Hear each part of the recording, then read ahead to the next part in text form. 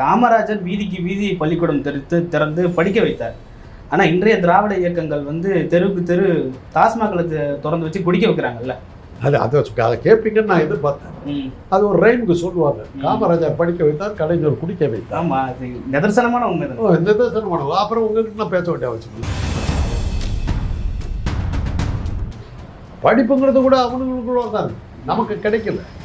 மருத்துவக் கல்லூரியில் சமஸ்கிருதம் தெரிஞ்சாதான் எம்பிபிஎஸ் சீட்டு கிடைக்கணும் ஒரு ரூல் இருந்தது, தெரியுமா அவங்களுக்கு? காமராஜர் ஆட்சிக்கு வர்றவர்கள் அது இருக்கு.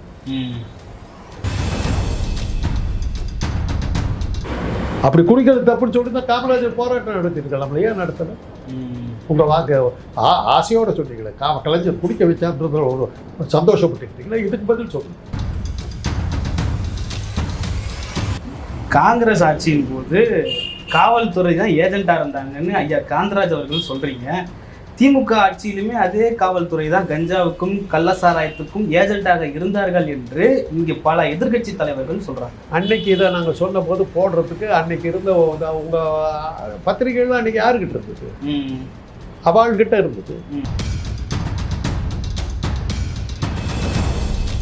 மூத்த அமைச்சர்கள்லாம் தொடர்ச்சியாக கொச்சை பேச்சுக்களை பேசிக்கிட்டு இருக்காங்க. உதாரணத்துக்கு நீங்கள் பொன்முடி அவர்கள் பார்த்தீங்கன்னா ஓசி பஸ்ன்னு சொன்னதும், அப்புறம் நம்ம ஐயா துரைமுருகன் பார்த்தீங்கன்னா மகளிருக்கு, அதாவது மாணவிகளுக்கு 1000 ரூபாய் கொடுக்குறது மாதம் நாங்கள் கொடுக்குறோம், நீங்கள் வந்து ஃபோன் பேசுங்க, யாருக்காக செலவு பண்ணுங்கன்னு சொன்னதும், இன்று RS பாரதி அவர்கள் வந்து கண்ட நாயெல்லாம் BA படிக்குது இப்படி சொன்னதெல்லாம் வந்து திமுகவோட திமிர்த்தனத்தை காட்டுது. ஆமாம், கரெக்டு. திமிர்த்தனம். ஏன்னா விட்டு நாட்டை விட்டு போயிடுங்க. இவ்வளோ மோசமான நாட்டில் நீங்கள் இருக்கீங்க.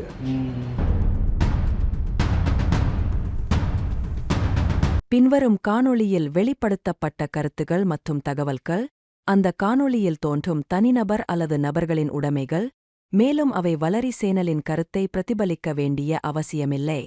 வழங்கப்பட்ட கருத்து தகவல் காரணங்களுக்காக மட்டுமே வழங்கப்படுகிறது.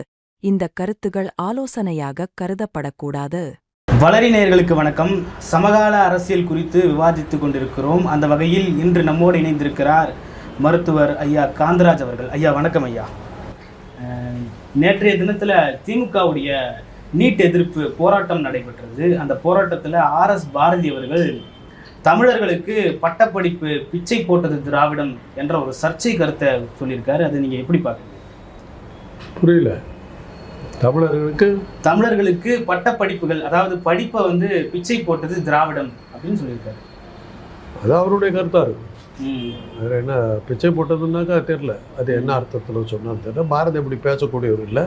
இதை வச்சு நீங்கள் ஒரு சர்ச்சையை வளர்க்கலான்னு பார்க்குறீங்க. வளர்க்கலாம், நல்லாவே வளர்க்கலாம். படிக்க வச்சது திராவிடங்கிறது உலகத்துக்கே தெரிஞ்ச விஷயம். ஏன்னா திராவிட இயக்கத்தினுடைய மூல கட்சின்னு எடுத்திங்கன்னா நீதி கட்சி. நீதி கட்சி 1920 ஆங்கிலேயர்கள் இந்தியர்களுக்கு வந்து அரசியல் தெரியணும், இன்னைக்கு சமகால அரசியல் தெரியணும், அவங்களுக்கு ஆட்சி நடத்துகிற முறைகள் தெரியணும் அப்படிங்கிறதுக்காக கொஞ்சம் கொஞ்சமாக சுதந்திரத்துக்கு தயார்படுத்த ஆரம்பித்தாங்க. தயார்படுத்த ஆரம்பித்த போது ஒரு தேர்தல்கள் நடத்தினாங்க. தேர்தல்கள் நடத்தின போது அப்போ இந்தியா வந்து மொத்தமாகவே ஒரு 6 மாகாணங்களாக தான் இருந்தது. சென்ட்ரல் ப்ராவின்ஸ், இந்த ப்ராவின்ஸ் பார்த்தீங்கன்னா மெட்ராஸ் ப்ராவின்ஸ்னு பேர், சென்னை மாகாணம்னு பேர். ஆந்திராவில் விசாகப்பட்டினத்தில் ஆரம்பிச்சு, ஒரிசாவில் கஞ்சம் டிஸ்ட்ரிக்டில் ஆரம்பித்து கன்னியாகுமரி வரையிலும், கன்னியாகுமரி அதாவது திருநெல்வேலி வரையிலும், இந்த பக்கம் வந்து கொச்சி, மலபார், கண்ணனூர், உடுப்பி, மங்களூர், தர்மஸ்தலா, இதெல்லாம் சேர்ந்து ஒரு மாநிலமாக இருந்தது. அதுக்கு அப்போ வந்து தேர்தல் நடத்தினாங்க. இங்கே தேர்தல் நடக்கும்போது ஜஸ்டிஸ் பார்ட்டியும் காங்கிரஸும் இருந்துச்சு. ஜஸ்டிஸ் பார்ட்டி அமோக வெற்றி அடைஞ்சது. அமோக வெற்றி அடைஞ்ச போது அவங்க கொண்டு வந்த பல்வேறு வகையான சீர்திருத்தங்கள், இன்றைக்கி நீங்கள் பேசுகிற அத்தனை சீர்திருத்தங்களும் ஜஸ்டிஸ் பார்ட்டியால் கொண்டு வரப்பட்டது, நீதி கட்சியால் கொண்டு வரப்பட்டது. பெண்கள் படித்தாக வேண்டும் அப்படிங்கிற ஒரு சட்டத்தை கொண்டு வந்தாங்க. அடுத்தது படிக்க வர்ற பசங்களுக்கு இலவச உணவு கொடுப்போம், பள்ளிக்கூடங்களில் மதிய உணவு கொடுப்போங்கிற 2 ஸ்கீமு கொடுப்போம். இப்படியாவது அவன் படிக்க வருவான், இந்த சாப்பாட்டுக்கு வந்தாலும் அவனை படிக்க வச்சிடலாம் அப்படிங்கிற 2 ஸ்கீமும் நீதி கட்சி கொண்டு வந்தார். சுப்பராய முதலியார் தான் கொண்டு வந்தார். பெண் சுதந்திரத்தை கொண்டு வந்தார், பெண்கள் படிக்க வைக்கணும் அப்படிங்கிறதெல்லாம் கொண்டு வந்து இந்த 2 புரட்சிகரமான விஷயங்களை அவங்க கொண்டு வந்தாங்க. அப்படி படிக்க ஆரம்பித்ததுனால தான் மற்ற மாநிலங்களை விட மிக அதிகமான படித்தவர்கள் இருக்கிற ஒரு மாநிலமாக இந்த சென்னை மாகாணம் மாறினதுக்கு காரணம் திராவிட இயக்கங்கள். அன்றைக்கி திராவிட இயக்கத்துக்கு மூல இதாக இருந்த ஜஸ்டிஸ் பார்ட்டியால் கொண்டு வரப்பட்ட புரட்சிகரமான அந்த திட்டங்கள் தான். அதை அவர் அப்படி பேசும்போது வேகத்தில் வந்து பிச்சை போட்டதாக சொல்லியிருக்கலாம். அது அப்படி சொல்லியிருந்தாக்கா அந்த பிச்சைங்கிற வார்த்தை தவறான வார்த்தை, தவிர்த்திருக்கலாம். இப்போ திராவிட இயக்கங்களால் தான் தமிழ்நாட்டுக்கு படிப்புகள் வந்து சனாதனவாதிகள் வந்து படிக்க விடாம தடுத்துருந்தாங்க. நம்மளை வெளியே வர விடுது. இவன் ரோட்டில் வர்றான்னாக்கா வெள்ளக்காரனை கையில் போட்டுக்கிட்டு அவனுக்கு செக்ரட்டரி யாருன்னு கேட்டீங்கன்னா கோயில்சாமி ஐயங்கார். அவனுடைய இது கணக்கு வழக்கெல்லாம் பார்க்குறது யாருனாக்கா ராமசாமி ஐயங்காரம்மா. எல்லா ஐயங்காரங்களும் தான் உட்காந்துருந்தாங்க. அண்ணா அதை ஒரு புக்கை எழுதினார் ஆரியமாயன்னு போட்டு. ஒரு வெள்ளக்காரன் எந்தெந்த வெள்ளக்காரர்கள் கேளு எந்தெந்த பார்ப்பனர்கள் வந்து பெரிய அதிகாரத்தில் உட்காந்துருக்காங்கன்னு. அன்னைக்கு நீதிபதிகள் அத்தனை பேரும் எவ்வளவோ நீதிபதிகள் இருந்தாங்க. முத்துசாமி ஐயரை பற்றி கதை எழுது, அவருக்கு ஒரு சிலை உள்ள வைக்கிறான். அந்த அளவுக்கு அவங்க சனாதனம் இருந்த காலத்தில் இந்த ஜஸ்டிஸ் பார்ட்டி ஜெயிச்சு வந்து எல்லாரும் படிக்கணும்னு வச்சாங்க. படிப்புங்கிறது கூட அவனுங்களுக்குள்ள தான் நமக்கு கிடைக்கல. மருத்துவக் கல்லூரியில் சமஸ்கிருதம் தெரிஞ்சாதான் எம்பிபிஎஸ் சீட்டு கிடைக்கணும் ஒரு ரூல் இருந்தது, தெரியுமா உங்களுக்கு? காமராஜர் ஆட்சிக்கு வர்றவர்கள் அது இருந்தது. அது எப்படி போச்சுனாக்கா நான் சொன்னாக்கா விட்றாண்டா கதை என்னடா ஆதாரம்னு இதெல்லாம் கேட்பீங்க. கேட்டாலும் கேட்டுக்கோங்க. என்னுடைய உறவுக்காரராக பின்னால் மாறிய வேணுகோபால் என்கிற ஒருத்தர் ராயக்கோட்டை, ஒசூர் ராயக்கோட்டையை சேர்ந்தவர். அந்த குடும்பத்தை சேர்ந்தவர் மருத்துவக் கல்லூரியில் சேர்த்துக்கு வர்றாரு. செலக்ட் ஆகிட்டார். செலக்ட் ஆகிட்டாக்க சீட்டு கொடுக்க முடியாதுங்கிறாங்க. என்னன்னா அவருக்கு சமஸ்கிருத பின்னணி இல்லை, சீட்டு கொடுக்க முடியாதுட்டாங்க. அப்போ எங்கள் அண்ணன் அவருடைய வகுப்பு தோழராக இருந்து எங்கள் அண்ணன் ராஜாராம் பெரியாருடைய செக்ரட்டரியாக இருந்தார். காமராஜர் முதலமைச்சர். பெரியார்கிட்ட எங்கள் அப்பாவும் ராஜாராமும் இந்த மாதிரி எங்களுக்கு தெரிஞ்ச பையன் சமஸ்கிருதம் தெரியலன்னு சொல்லி மெடிக்கல் காலேஜில் சீட்டு கொடுக்க மாட்டாங்கன்னு சொல்லிட்டாங்கன்னு பெரியார்கிட்ட சொன்னோன்னே பெரியார் காமராஜர்கிட்ட சொன்னார். காமராஜர் அசந்து போயிட்டார். சமஸ்கிருதம் தெரியலன்னு சொல்லி எம்பிபிஎஸ் சீட்டு கொடுக்க மாட்டேன்னு ஒரு ரூல் இருக்கான்னு கேட்டார். ஆமான்னு அதிகாரிகளை கூப்பிட்டார். இப்படி இருக்கானார். ஆமானார். 10 நிமிஷத்தில் அந்த ரூலை ஸ்கிராப் பண்ணிவிட்டு இந்த சீட்டை கொடுத்தார். ஒரே நாளில் அந்த சமஸ்கிருதம் தெரியணுங்கிற ரூலை நீக்கி டாக்டருக்கு படிக்க வச்சாங்க. அவர் பெரிய டாக்டராக ஓசூரில் பெரிய டாக்டராக இருந்தார். அது வேறு விஷயம். இந்த மாதிரியான இந்த மாதிரி படிப்புகள் மறுக்கப்படுறதுக்கு எவ்வளோ உண்டோ சனாதனம் பண்ணிக்கிட்டு இருந்த காலத்தில் திராவிட இயக்கங்கள் தான் படிப்பை கொடுத்ததுங்கிறத அவர் சொன்ன வேகத்தில் பிச்சை போட்டதுன்னு சொல்லியிருக்கலாம். அப்படி அவர் சொல்லியிருந்தா அது தவறு தான், அது இல்லைன்னு சொல்கிறார். நீங்கள் அந்த காலத்தில் இருந்த ஒரு நீதி கட்சியை குறித்து நீங்கள் சொல்கிறீங்க. ஆனால் சமகாலத்தில் அதுக்கு முன்னாடி நீங்கள் காமராஜரை கூட எடுத்துக்காட்டினீங்க. காமராஜர் வீதிக்கு வீதி பள்ளிக்கூடம் திறந்து படிக்க வைத்தார். ஆனால் இன்றைய திராவிட இயக்கங்கள் வந்து தெருவுக்கு தெரு டாஸ்மாக்களை திறந்து வச்சு குடிக்க வைக்கிறாங்கல்ல. அதை கேட்பீங்கன்னு நான் எதிர்பார்த்தேன். அது ஒரு ரைமுக்கு சொல்லுவாங்க. காமராஜர் படிக்க வைத்தார், கலைஞர் குடிக்க வைத்தார். ஆமாம், அது நிதர்சனமான உண்மை தான். நிதர்சனமான. அப்புறம் உங்ககிட்ட நான் பேச வேண்டிய அவசியம் இல்லை. அவர் குடிக்க வச்சா நீங்கள் ஏன் போய் குடிச்சிங்க? உங்கள் புத்தி எங்கே போச்சு? நான் குடிக்க சொல்கிறேன், உன் புத்தி எங்கே போச்சு? நீ குடிக்கிறதுக்கு ஆசைப்பட்டு இருந்த எப்போ குடிக்க வச்சா தெரியுமில்ல. 68ஆம் வருஷம் இந்திரா காந்தி காமராஜரால் ஆதரிக்கப்பட்டு காமராஜரால் பிரதம மந்திரி ஆக்கப்பட்ட இந்திரா காந்தி இந்தியா முழுவதிலும் இருந்து மது விலக்கை ரத்து செய்து கடைகளை திறந்து வைத்தார். தெரியுமா உங்களுக்கு? காமராஜர் படிக்க வைத்தார், குடிக்க வைத்தார். காமராஜரால் உருவாக்கப்பட்ட இந்திரா காந்தி தான் இந்தியா முழுவதும் கடையை திறந்து வைத்தார். அன்னைக்கு காமராஜர் எடுத்து பேசணும், பேசாம இருந்தார். அப்படி குடிக்கிறது தப்புன்னு சொல்லியிருந்தா காமராஜர் போராட்டம் நடத்திருக்கலாம். ஏன் நடத்தலை? உங்கள் வாக்கு ஆசையோடு சொன்னீங்களே, கலைஞர் குடிக்க வச்சான்றதுல ஒரு சந்தோஷப்பட்டுக்கிட்டீங்களா? இதுக்கு பதில் சொல்லுங்க. அன்னைக்கு அவரையும் எதுக்கல, பேசாமல் இருந்தார். அண்ணா வந்து அந்த 68 எடுத்த போது அண்ணா வந்து உயிரோடு இருக்கார், திறக்க முடியாதுன்ட்டார். இன்னைக்கு நடந்தது ஒரு கள்ளச்சாராய சாவு. அண்ணா ஆட்சிக்கு வந்த உடனே அந்த கள்ளச்சாராய சாவு அயனாவரத்தில் நடந்தது. 30 பேர் செத்து போனோம். அந்த கள்ளச்சாராய வியாபாரம் பண்ண அந்த பெண்ணு சேர்ந்து செத்து போனான். உடனே அன்னைக்கு இருந்த 3% ஊடகங்கள்லாம் அந்த 3% ஊடகங்கள்லாம் அண்ணா கள்ளுக்கடையை திறந்து விடுவார். அண்ணா ஒரே வார்த்தை சொன்னார், கள்ளுக்கடையில் வருகின்ற வருமானம் குஷ்டரோகி கைகளுக்கு இருக்கின்ற வெண்ணெய்க்கு சமம், நான் அதை தொட மாட்டேன். கடைச்சோல எடுக்கலை. கலைஞர் அப்படி தான் இருந்தார். 68 நாடு பூரா கடையை திறந்தாச்சு. திருத்தணியில் இருக்கும் திருப்பதியில் சாமி கும்பிட போகல, தண்ணி அடிக்க போகல. ஆந்திராவில் கிடைக்கும். விழுப்புரத்தில் இருக்கும் பாண்டிச்சேரியில் போய் குடிக்கிறான். ஒசூரில் இருக்கவங்க பெங்களூரில் போய் குடித்தான். இதில் கோயம்புத்தூரில் இருக்கவங்க பாலக்காட்டில் குடிக்கிறான். திருநெல்வேலியில் இருக்கவங்க திருவனந்தபுரத்தில் குடிக்கிறான். எங்கே நின்றுச்சு? ஒரு வரி கேட்டார். இன்றைக்கி ஒரு குடிக்க வச்சார் கருணாநிதி. அந்த கருணாநிதி கேட்ட கேட்டுக்கு நீங்கள் இப்போ பதில் சொல்லுங்க. இன்னைக்கு வரல அந்த வன்மம் உங்கள் முகத்தில் இருக்குது, அவர் வெறுக்கிற வன்மம் உங்ககிட்ட இருக்குது. அந்த வன்மத்துக்கு பதில் சொல்லுங்க. இந்த கேள்விக்கு எரிகிற நெருப்பு வளையத்தின் மத்தியில் எரியாத கற்பூரமாக எத்தனை நாள் இருப்பதுன்னு கேட்டேன். சுத்தி சாராயம் விற்கிறேன், நான் மாத்திரம் விற்க மாட்டேன். அதில் ஒரு வேடிக்கை தெரியுங்களா? இங்கே கும்மிடிப்பூண்டி இருக்குது. கும்மிடிப்பூண்டி வந்து ஆந்திரா பாடலில் இருக்கிற ஊர். அந்த கும்மிடிப்பூண்டிக்கு நம்ம 800 மீஞ்சூர் அந்த பக்கம்லாம் நம்ம போனோம்னா நடுமத்தில் ஒரு 4 மைலுக்கு ஆந்திரா உள்ள வரும். அந்த இடத்துல சாராயம். நாங்கள் அந்த நேரத்தில் மருத்துவக் கல்லூரியில் படிச்சுக்கிட்டு இருந்தபோது அந்த இடத்துல சாராயம் கிடைச்சி இறங்கி சாராயம் அடிச்சுட்டு நம்ம கும்மிடிப்பூண்டிக்கு போவோம். கும்மிடிப்பூண்டிக்கு போகிற பஸ்ஸில் போகிறவங்களாம் அங்கே இறங்கி சாராயம் குடிச்சு தான் ஊருக்கு போகலாம். மதுவிலக்கு இந்த லட்சணத்தெல்லாம் நடந்தது. உண்மையாக சொல்கிறேங்க, நான் வந்து குடிச்சிக்கிட்டு இருந்தவன். மருத்துவக் கல்லூரியில் படிக்கும்போது குடிச்சிக்கிட்டு இருந்தோம். எப்போ குடிச்சேன்னு தெரியுமில்ல? குடிக்கிறதை தடுத்து ஒரு சீரியஸாக மது விலக்கு வைத்திருந்தீங்களே உங்கள் காங்கிரஸ் ஆட்சி. அப்போ தான் எங்களுக்கு சுலபமாக மது கிடைச்சது. ஒவ்வொரு போலீஸ் ஸ்டேஷன்லையும் கிடைக்கும். காவல் நிலையம் தான், அவங்க தான் ஏஜென்ட்டு. ஆளையே என்னால் சொல்ல முடியும், தப்பாக போகுது. அதை ஒரு தடவை வந்து ஒரு ஐஜி ரேங்கில் இருக்க டயஸுங்கிற ஒரு தலைமை வகிச்ச ஒரு கூட்டத்தில் நான் வந்து டாக்டர் ஆகிட்டப்போ எங்களுக்கு சுலபமாக மது விலக்கு இருந்தபோது சுலபமாக மது கிடைச்சது உங்கள் போலீஸ் ஸ்டேஷன் மூலமாக தான் சொல்லிட்டேன் போயிட்டு மீட்டிங்கில். நான் தனியாக கூப்பிட்டு வான் பண்ணேன். இவ்வளோதான் தண்டார்.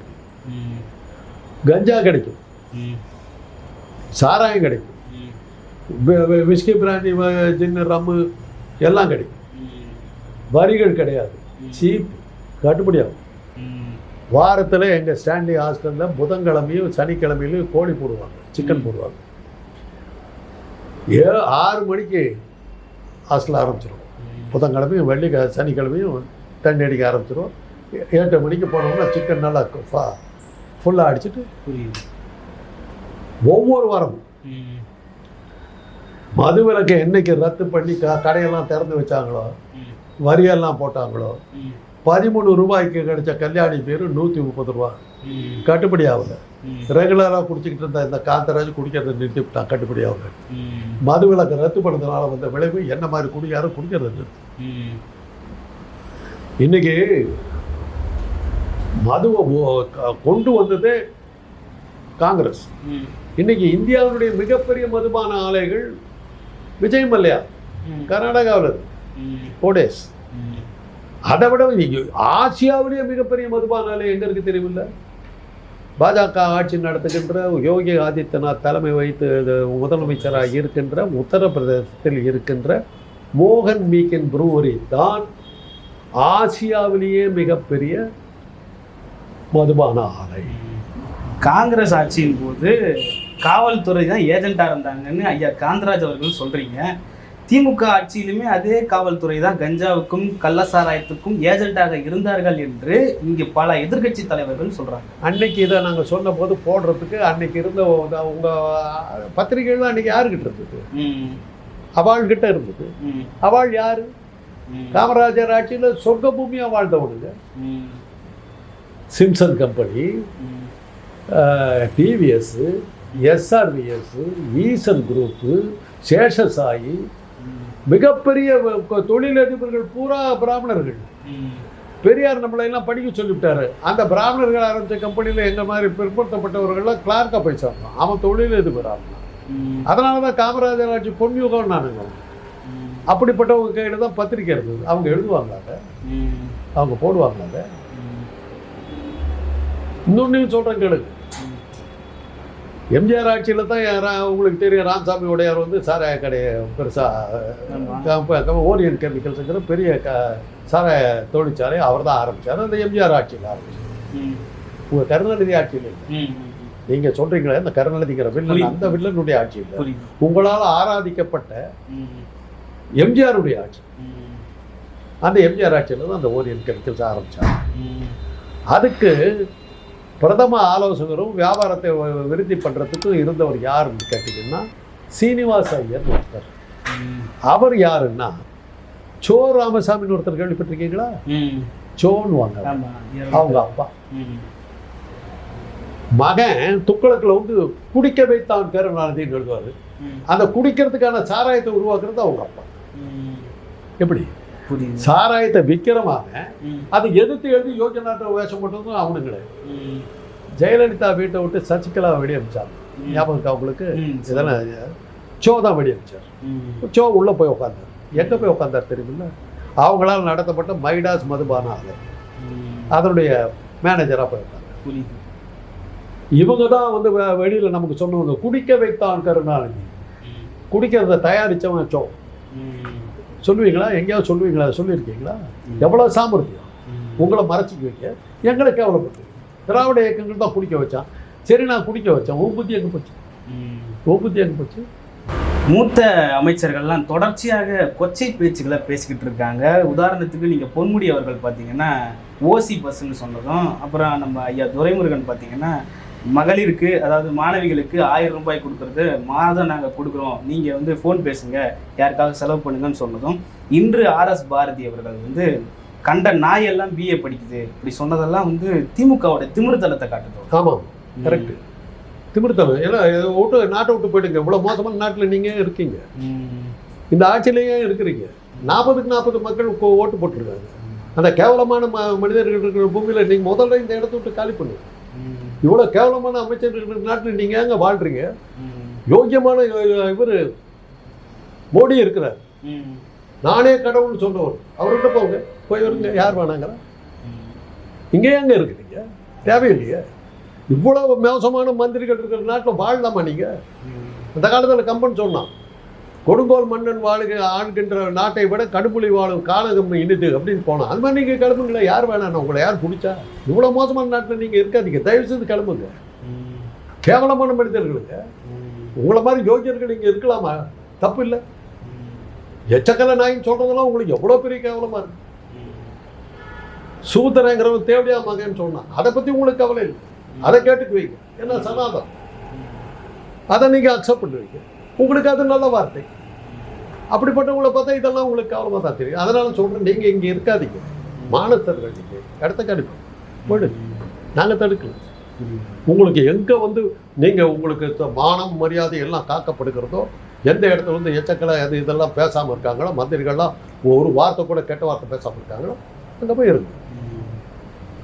ஒரு ஆள் நீங்கள் ஏதோ கேட்டீங்க, யார் இந்த ஆள் அப்படின்னு கேட்டான். அந்த ஆள் பார்த்தேனே ரூமுக்குன்னா வாய முடிக்கிட்டு. இன்னொரு பத்திரிகை நிருபர் ஏதோ ஒரு கேட்டார், இப்போ அங்கே போய் 200 ரூபா வாங்கிக்கோன்னா வாய மூடிக்கிட்டு இருந்தீங்க. அப்போ உங்கள் மானம் போகல, உங்கள் மானம் போகல. ஒரு தேசிய கட்சியினுடைய தலைவர் அண்ணாமலை சொல்லுங்க, அது தெரியாது, சொன்ன கெட்ட வார்த்தை. அவரை பற்றி பேசலாமா? புனிதமானவராச்சு, அதை பற்றி பேசலாமா? திராவிட இயக்கம் தாங்க கேவலம். இதெல்லாம் நீங்கள் தாய்த்துவீங்க. ஏன்னா உங்களுக்கு எஜமான விசுவாசம். ஐயா நீங்கள் சொன்னால் சரியா, அவன் சொல்லக்கூடாதுயா, அப்படித்தான் நீங்கள் பேசுறீங்க. ஓகேயா? சொல்லுங்க. ஐயா, நீங்கள் ஒரு மருத்துவராக இருக்கீங்க. சரி, உங்களுடைய பார்வைக்கு நீட் மாணவர்களுக்கு தேவையா தேவையில்லையா? நான் டாக்டருங்கிறத ஒத்துக்கிறீங்களா? இல்லை உங்களுக்கு சர்டிஃபிகேட் தேவையில்லை இல்லையா? தேவைன்னா காட்டுறேன். எம்பிபிஎஸ் படித்து பாஸ் பண்ணேன், பிடிச்சி பாஸ் பண்ணேன், படித்து தான் பாஸ் பண்ணேன். நான் நீட் எழுதுறேன். நான் மட்டமான டாக்டர் இல்லை. என்னுடைய தகுதியை பற்றி உங்களுக்கு சொல்லணும்னா, எய்ட்ஸ் நோய் வந்தபோது தமிழ்நாடு, ஆந்திரா, கர்நாடகா 3க்கும் சேர்த்து எய்ட்ஸ் தடுப்பு அதிகாரியாக மத்திய அரசுக்கு ஆலோசனை நான் போனவன் தான். நாக்கோனுடைய இந்த 3 ஸ்டேட்டுக்கும் அதிகாரியாக போனவன் நான். WHO ஒருவேளை நீங்கள் கேள்விப்பட்டிருக்கலாம். ஜெனீவாவில் இருக்கிற உலக சுகாதார ஸ்தாபனம், ஐக்கிய நாடுகள் இது. அவங்க வந்து எய்ட்ஸ் கண்ட்ரோல் தடுப்பு இதை இங்கே ஆரம்பித்த போது அதனுடைய ஆலோசகர்கள் ஒருவனாக நியமிக்கப்பட்டவன் நான். WHO உங்களால் இல்லை, உங்க ஆட்சியில் இல்லை, நீங்க என்ன போடல, திராவிட கேவலமான திராவிடர்கள் என்ன போடல, WHO போட்டாங்க. உலக வங்கி வந்தாங்க, வேர்ல்டு பேங்க், சலீம் அபாயம் அப்படிங்கிற ஒரு தலைமையில் வந்தாங்க. அவங்களுக்கு ஆலோசகராக என்னத்தான் போட்டாங்க. எய்ட்ஸுக்கான பயிற்சி உனக்கு வேணும்னு சொல்லி அமெரிக்க அரசாங்கம் எனக்கு ஸ்காலர்ஷிப் கொடுத்து அமெரிக்காவில் படிக்க வச்சு. நீட் எழுதலைங்க, நீட் எழுதலை. நீட் மாணவர்களுக்கு அவசியம் இல்லைன்னு சொல்றீங்க. தெரியாது, நீங்க அப்படிலாம் தப்பா எடுத்துக்காதீங்க. நீ உங்களை பொறுத்தவரை நீட் வேணும்னு ஆசைப்படுறீங்க, எழுதுங்க, யார் வேணும். நீட்டை எதிர்ப்புன்னு சொல்லி திமுக வந்து ஐயா உதயநிதி அவர்கள் வந்து நாங்கள் ஒரே கையெழுத்தில் நீட்டை எதிர்த்துருவோம் அப்படின்னு சொன்னார். ஆனால் நம்ம சட்டமன்றத்தில் தீர்மானம் நிறைவேற்றப்பட்டது. நேற்றைய தினத்தில் போராட்டம் நடக்குது. எப்போ திராவிட முன்னேற்ற கழகத்தின் சார்பாக நீட் எதிர்ப்பு போராட்டங்கள் வலுப்பெறும், எப்போ நீட் எதிர்ப்பு அமலுக்கு வரும்? இப்போ மோடின்னு ஒருத்தர் இருக்காரு, கண்டுபிடிச்சிருக்கீங்க. அவர் என்னவா இருக்கார் தெரியுமா? பிரதமராக இருக்கார். பிரதமராக இருக்கார். அவருடைய உரையில் நேற்று என்ன சொன்னார் பேச, அதை கேட்டுங்களா? ஏதாவது சொல்லுங்க.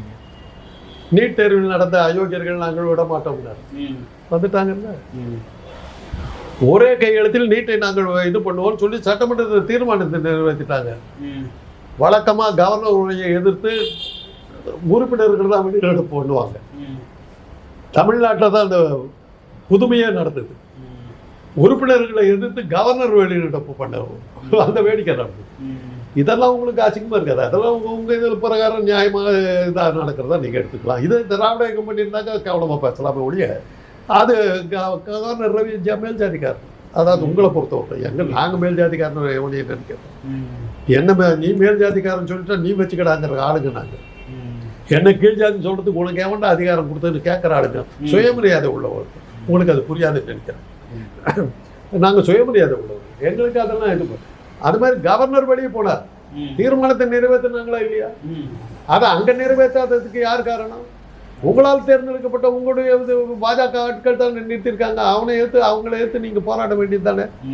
ஏன்னா நீட்டுங்கிறது வந்து திமுக காரன் வந்து வேணாங்கிற மாதிரியும் நீங்கள்லாம் ஆதரிச்சா போய் எழுதுங்க, யார் வேணாம். என் குடும்பத்தில் நடந்தது சொல்கிறேங்க.